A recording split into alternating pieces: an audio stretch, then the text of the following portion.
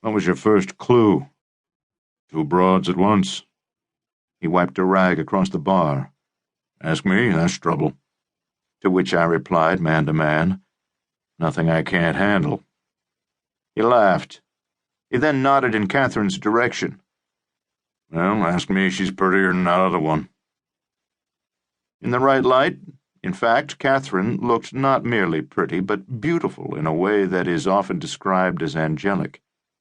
I suppose this is why people are so surprised when she kneecaps them. She's the Antichrist, I informed him. He laughed. Why doesn't anybody take me seriously? I sipped my scotch, and through the bar mirror kept one eye on Katherine at the table and the other on the ladies' room door. The lady in the latrine, Julie Dubois, and I were on our first date after 3 weeks of shameless flirting. I'm about 40, Julie's about 30, a Ph.D. in English Lit, a professor at American University, learned, tenured, brilliant, blonde, blue-eyed, and, not that it matters, also quite attractive. I'd been looking forward to this date for a week. I really wanted to get Julie's take on Marcel Proust's persistent use of subordinate clauses, a literary mystery I can never seem to get out of my mind. And yes, Julie was having trouble believing that too. But men who date women for their looks alone are pigs. But, to be sure I mentioned it, Julie has remarkable legs. The bartender broke the silence and, with a nod of his chin, informed me, Of course, that other one's a looker, too. That blonde, I mean. And she's smart also, I assured him. Uh-huh. Well, can't underrate that. Sure got nice legs. Another liberated male. I was about to ask for a refill before he wandered off, apparently to the jukebox, because a moment later Stephen Stills was belting out Love the One You're With. This song is in every officers' club bar I've ever been in for some reason, and a pair of baby-faced lieutenants at the next table got into the spirit and began a slurred, off-kilter sing-along before a grumpy senior officer snapped at them and they shut up.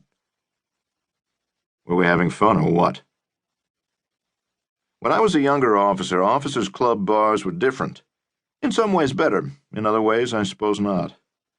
Strippers did the bump and grind on small stages, and enough cheap rotgut was guzzled to float the fleet, accompanied by enough cigarette and cigar smoke to fuel an artillery duel.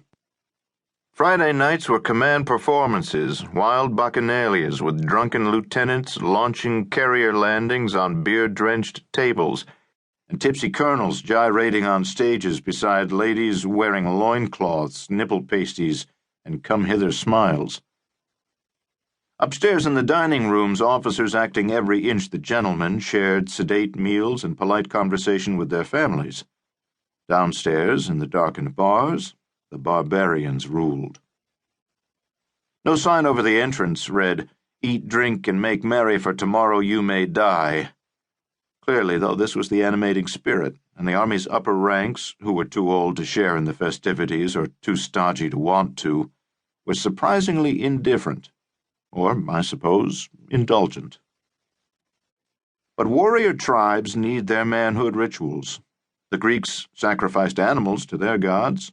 The Mayans tore out human hearts for their gods. The Indians took scalps for their squaws. All things considered, genuflecting before the porcelain gods in officers' club latrines was no big deal. And in a deadly serious profession where young men were forced to shoulder outsized responsibilities, officers' clubs were the last asylum where boys could be boys and more arthritic warriors could revert back to boys. No questions asked. The order to sexually integrate the force put an end to all that, of course. Female officers were not amused by drooling senior officers stuffing soggy dollar bills into G-strings, or, I suppose, by randy, besotted peers trying to stuff bills into their undies. Times change. Today, officers' club bars are monuments to gentility where your priggish grandmother would feel right at home, or a slightly liberal academic with nice gams, as was my case that evening. And today's Army has become a sexually homogenized, happily integrated force, 500,000 brothers and sisters in arms.